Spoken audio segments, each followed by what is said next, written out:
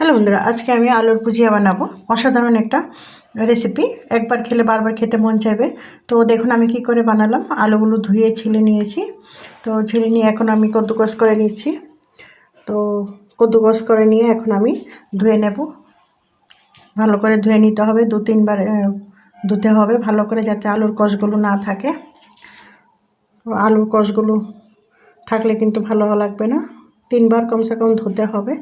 ধুয়ে আলাদা করে চিপে ভালো করে, যাতে জল না থাকে, জল চিপে এগুলো ধুয়ে নিতে হবে বারবার। 3 বার ভালো করে দিতে হবে। অসাধারণ একটা রেসিপি। এভাবে হয়তো অনেকেই খেয়েছেন, বিয়েবাড়িতে প্রায় সময় করে, এগুলো অনেকেই করে থাকেন আলুর ভুজিয়া। তো আজকে আমিও ট্রাই করলাম। আমরাও প্রায় সময় খাই, তো ভাবলাম আজকে তোমাদের সঙ্গে শেয়ার করে দিই। তো এভাবে 3 বার ধুয়ে আলাদা করে তুলে নিতে হবে। দেখুন আমি 3 বার ধুয়ে নিয়েছি। তো এখন আমি লবণ, হলুদ, মরিচ, একটু জিরে গুঁড়ো দিয়ে ভালো করে মেখে নিলাম। মেখে নিয়ে এগুলোকে ফ্রিজে একটু 10 মিনিটের জন্য ফ্রিজে রেখে দিতে হবে, যাতে ফ্রিজ থেকে বের করে কিন্তু ভালো করে জলটা চিপে নিতে হবে, যাতে জল না থাকে। জল থাকলে কিন্তু ভালো হবে না, বা একটু লেট হবে ভাজতে। তো আমি এখন কারি পাতাটা ভেজে নিলাম।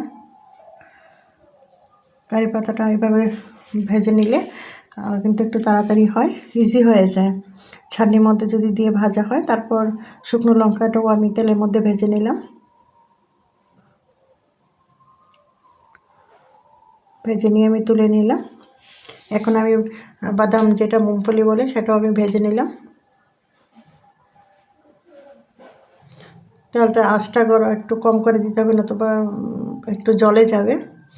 তো আমি বাদামটাও আমি তুলে নিলাম। এখন আমি আলুটা দিয়ে দেব। আলু ভুজিয়াটা যেটা আমি ফ্রিজ থেকে রেখেছিলাম 10 মিনিট বের করে, তো আমি দিয়ে দিলাম। দেখুন এইভাবে। কিন্তু ফ্রিজ থেকে বের করার পরে যদি মনে হয় যে একটু 10 মিনিট পরে মনে হয় যদি একটু জল আছে, তাহলে আপনার একটু জলটা একটু বের করে নিতে পারেন। দেখুন আমি এইভাবে বের করে নিয়েছি। জলটা বের করলে খুব তাড়াতাড়ি মচমচে হয়ে যাবে, কুরকুরে হয়ে যাবে। জলটা থাকলে কুরকুরে হতে কিন্তু একটু সময় লাগবে। তো আমার হয়ে গেল। দেখুন এইভাবে আমি পরপর 2-3 বার করে আমি ভেজে নিলাম। এত টেস্টি একটা রেসিপি, সত্যি অসাধারণ লাগে খেতে। অনেক সময় কিন্তু চায়ের সঙ্গে কিন্তু অসাধারণ লাগে, বোঝাই যায় না এটা নমকিন নাকি আলুর ভুজিয়া। এভাবে টেস্টি করে বানালে বাচ্চারাও কিন্তু একদম নিমিষে খেয়ে ফেলবে। কি আরও চাইবে যে আরও বানাও, প্রতিদিন বানাও। বাচ্চারা বায়না ধরবে এভাবে বানালে। তো আমার রেসিপিটা কীরকম হলে একবার